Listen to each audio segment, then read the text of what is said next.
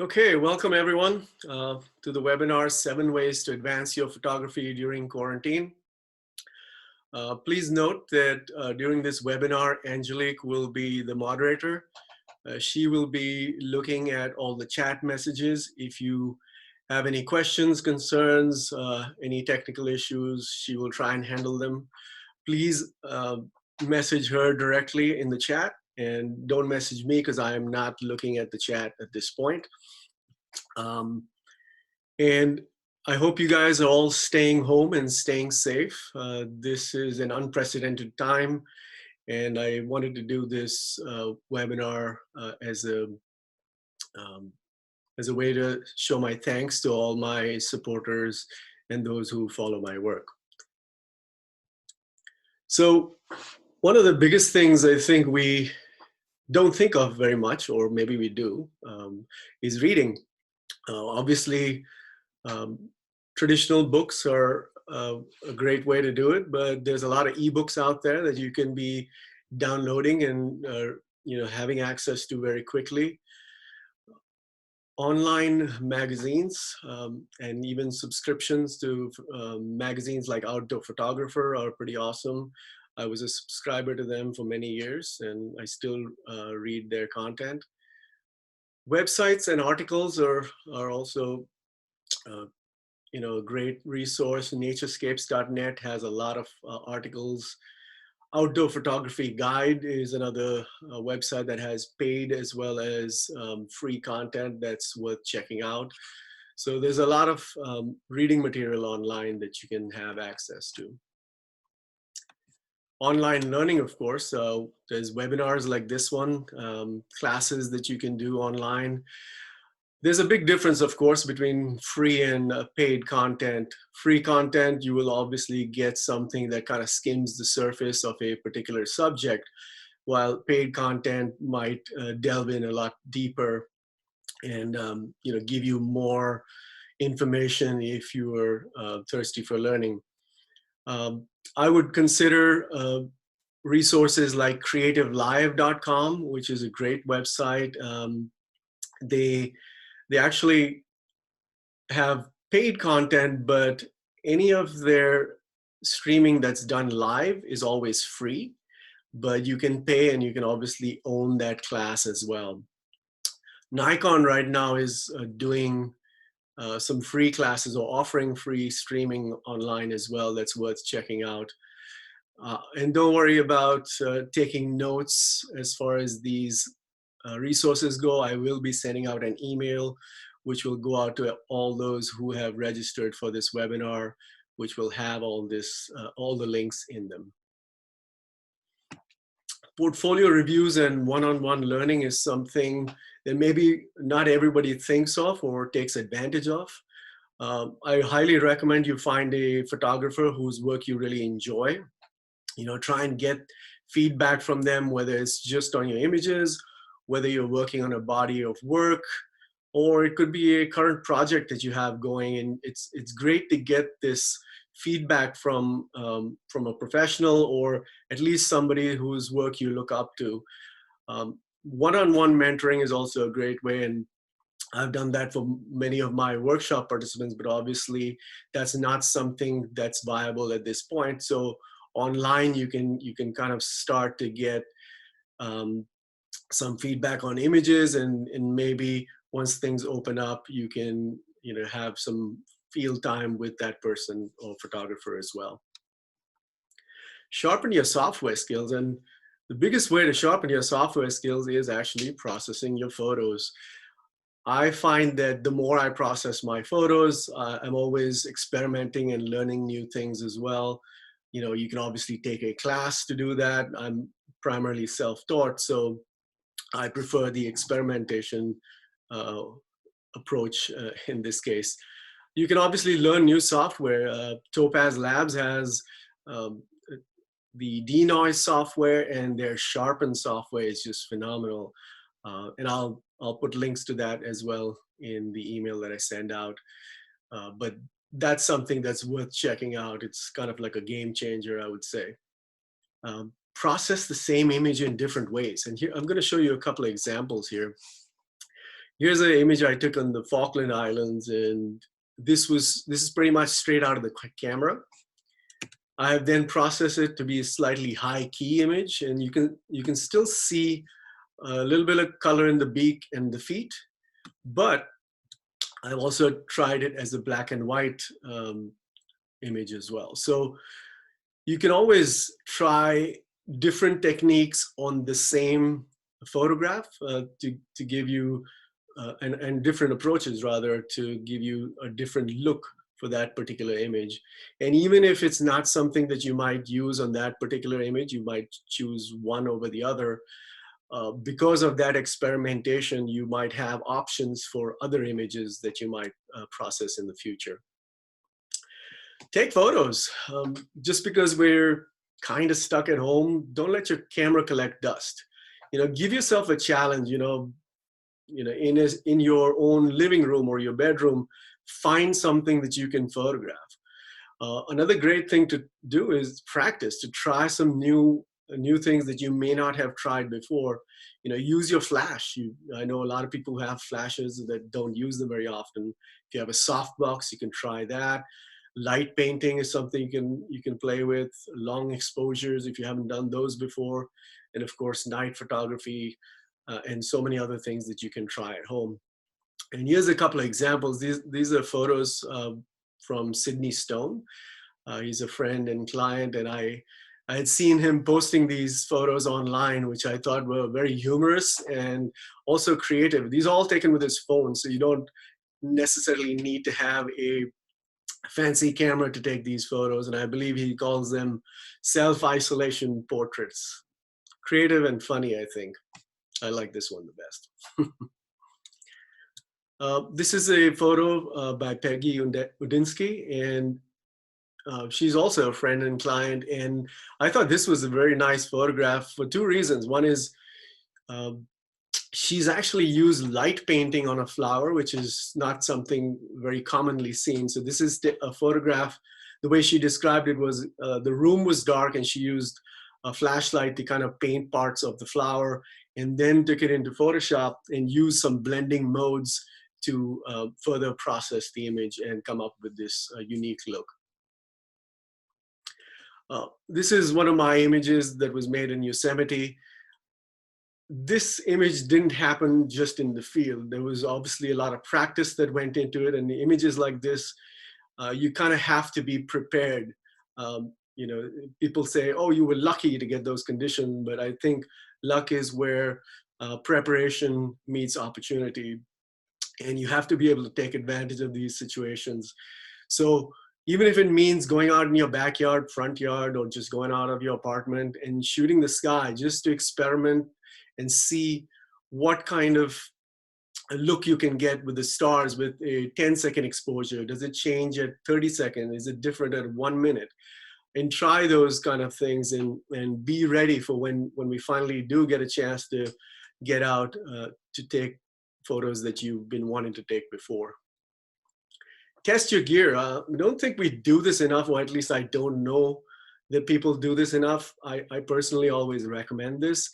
Read your manual. I find that, actually this is a great time to read your manual, but I find that not enough people are reading the manuals and checking out all the features on their cameras.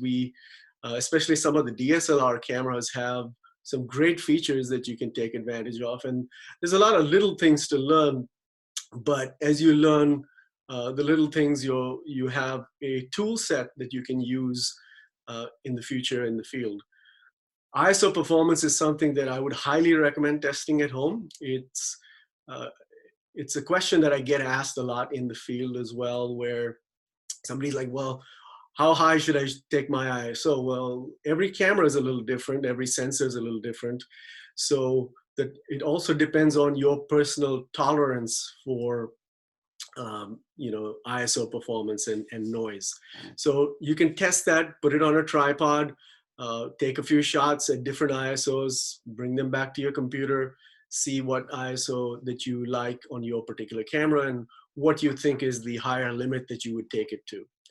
Flash, of course, you can play with that. You can play with different settings. If you have multiple flashes, you can try and see how you can get those working. Lenses, I think this is very, very important. You can find weaknesses in your lenses all the time. Uh, doesn't matter how good the lens is or how expensive the lens is, there's always usually some weakness in the lens, whether it's a softness in the corners. In zoom lenses, often one, so for example, in a 28 to 300 lens, the 300 side tends to be weaker, it's not as sharp, while the 28 side tends to be a lot sharper. So these are things that you can try at home and test your gear so that when you actually get out in the field, you're armed with that knowledge to take better photos. Calibration is very important, and I'll show you a photo. This is the uh, focus calibration tool that I use. You basically take your camera, and there's this whole setup that's involved. You take your camera and you point your focus point on that target on the left side, and because it's supposed to focus there, you will actually get a reading. If it's perfectly focused, the 0 right here would be sharp, that line. But if it's slightly back focused or front focused, you know, the other numbers might be in focus and the 0 right here might not be sharp. This is especially true for long lenses. When you want to take photos like this, you can't afford to miss your focus. This is taken with a 500 lens and minimum focusing distance, which is about 5 feet. And so it's pretty close to this albatross. And focusing right on the eye was so important, because if I focus anywhere else, I would not have had the eye sharp, and that may have meant I would delete this particular image.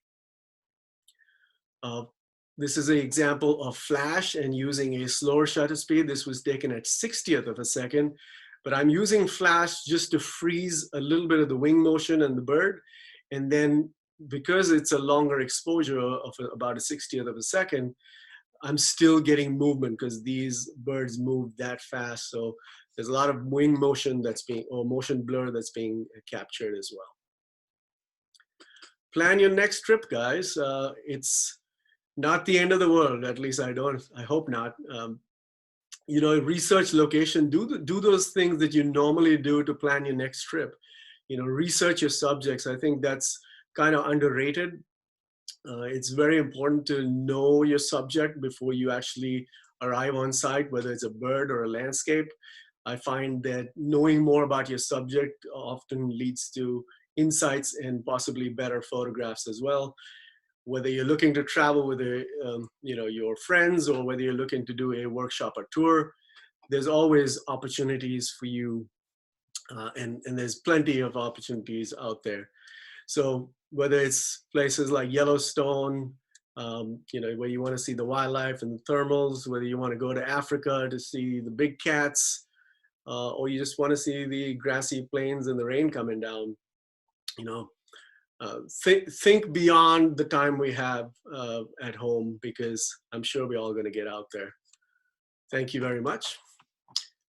And I will now open this up to questions. First, I will stop sharing my screen here. Give me 1 second. And Angelique, if you have any questions, I will take them right now. There aren't any questions that have come through during the presentation, but if you have anything, you're welcome to type something in now. Okay, and also if you have any recommendations that you want to put in that I possibly may not have covered, we are happy to share that with everyone here as well. Thanks, Bob. Glad you liked the presentation. There was a question from Sydney. How do you go about fixing lens calibration? I can send out information on that. It's probably too much to talk about right now. Somebody's asking about my online classes. If you go to my website, nikhilbahl.com, I have some photo critiques coming up. Actually, there's one tomorrow. I am also doing a couple of Lightroom sessions, and there will be a couple of other classes added very shortly. But once again, you can just go to nikhilbahl.com and you should find what you need there. There's a question that came in asking, Nikhil, if you have any formal training or are you completely self-taught? I don't think I have. I don't have any formal training. I didn't go to school for photography or anything like that. But I did attend workshops when I was first starting out, just like the same trips that I lead. I find those are very effective ways to learn, especially because you get to learn in the field and it's not just all theory. And um, from my the way I learn, I think that was the best way to do it for me. But I haven't done one of those in a long time, and I've deliberately done that because I feel like to create my own style and my way of thinking, I need to just kind of stay true to that. And a question came in about light painting. Could you say more about that as they're not familiar with it? Okay, so light painting is a technique where you generally have a longer exposure, and the exposure is longer usually because you're doing this at night or in a dark area. This allows you, so for example, let's say it's a 20-second exposure. So during that 20-second exposure, you need to have a strong light. Actually, it doesn't need to be very strong. It also depends on the amount of light that you want to illuminate that subject. So, if it was like a flower that Peggy had, it could be just a small flashlight that could work very well. If it's something like a bigger scene, for example, if you're doing like a old abandoned house or something like that, uh, I've seen photos where people have gone in and done light painting inside a room or a window, so that window is brightly lit while everything else kind of stays relatively dark. So that's the general way to do it, is a longer exposure, dark conditions, and a strong light to illuminate your subject. That's a good starting point, and then you kind of have to, either you can read about it more online, or you can just kind of keep experimenting and figuring out how strong a light you need for that particular subject. And Rosanna asks, has there been any advance in color monitor versus color printing calibration? Have there been any advances? To be honest, I have not been doing a whole lot of printing over the last couple of years, so I can't quite answer that. But when I was printing, I would make sure that I always had um, the color profile for my specific paper and printer. Keeping all the drivers up to date. That's the main thing I would say. As far as advances, I don't think it's been anything super significant, but definitely there's always incremental advances in printing that are happening all the time with every version of printer that's being released. And there's a question on how to use Flickr in learning. How to use Flickr. Flickr. Flickr, as far as I know, is pretty much a photo sharing website. So other than seeing other people's work, there's no other direct way that you would learn from that. I mean, I personally learn a lot when I see from other people, when I look at other people's work as well. So any photo sharing website is good for that, but I don't think Flickr can do anything more than that for you. And what other photographers do you admire most? And have you learned from their style of photography? Yeah, so when I was first getting started out, a couple of photographers that really influenced me were Rod Plank and Tony Sweet. I've actually attended workshops with both of them a long time ago. And I was definitely influenced by both of them in the early days. I probably still am right now, but it may not show because I have I have developed somewhat of my own style as well. But I learned a lot from them. I also attended a workshop with Franz Lanting. That was I think the last workshop I attended, and I feel like I did learn how to tell a story a little better thanks to him. And they're all very different photographers, so you can check their websites out. And again, I'll repeat: Rod Plank I think his website is rodplank.com. Tony Sweet, his website is tonysweet.com. And Franz Lanting's website is, no surprise, franzlanting.com. So I would highly recommend checking their websites out, all excellent photographers. Thank you. There was a question of, did you take any pictures of the pink moon on the 7th of April, and any recommendations for taking moon shots? So generally when I'm at home, I'm not using my camera a whole lot. I do get out to take photos every now and then, but no, I did not photograph the pink moon. What was the second part of that question again? I'm sorry. If you have any recommendations for taking moon shots. So the shorter the exposure, the better. I would definitely shoot in manual to get the exact exposure that you want. Right off the moon, if you shoot in aperture priority or anything like that, you're going to blow the moon out most likely. But yeah, so use manual and short exposure. And when I say short, you want it to be less than 5 seconds, because we're moving the moon. Well, the Earth and the moon are moving, so that does start to show up. But the shorter the exposure, the higher the quality and detail in the moon that you will get.